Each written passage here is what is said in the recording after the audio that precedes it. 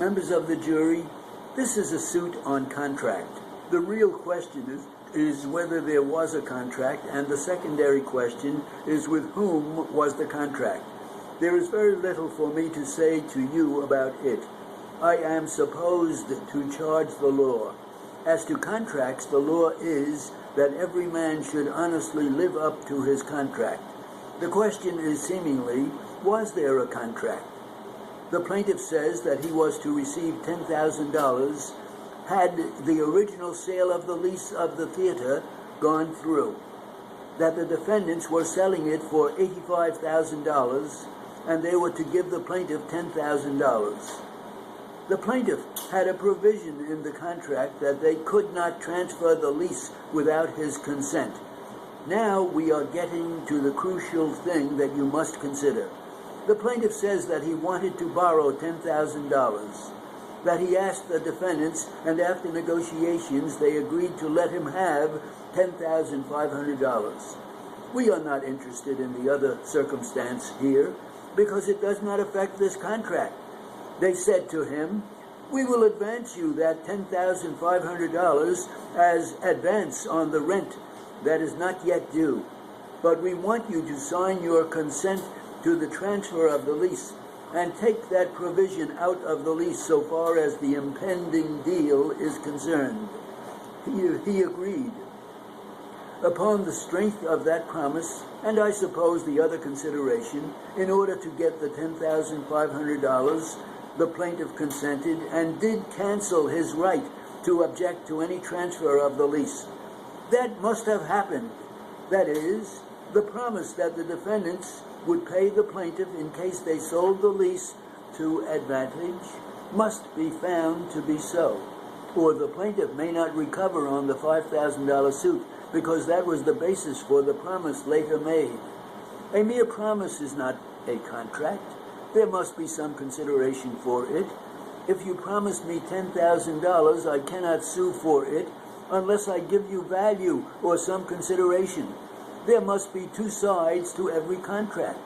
That is the consideration for their promise to give him $10,000 as he claimed the amount was if they sold the lease to good advantage. His signing and giving up that right, he had to object to the transfer of the lease. Then later on, according to the plaintiff's testimony, the defendants sold the lease and made $75,000. He approached them for his share. You will remember the testimony. The plaintiff says that he demurred to their cutting him down to $5,000, but agreed to take it. Then the defendants were not going to pay him in cash, but deferred the payment until the 1st of the following October. The plaintiff demurred to that, but he finally agreed to take the $5,000. The defendants did not pay it, and now he is suing for it. That is the plaintiff's story in brief, and that you must find to be the fact before he is entitled to recover. We cannot give him any money on any theory other than that which he himself swears to. Is it true? Of course, the testimony is very conflicting. You have heard the plaintiff's story here, and you have heard the testimony of the other witnesses. I will say this to you. What we are after is the truth here. If we can pick out the truth, it is easy to solve all our problems in these cases. Who is telling the truth? You are not obligated to believe any testimony that falls from the lips of any witness who takes this chair, unless your own good common sense and judgment so dictate. You might believe one witness against 40 others whom you did not think were telling the truth. We have some hidden faculty that enables us to get at the truth. You are employing it every day in your business affairs. You are used to judging men.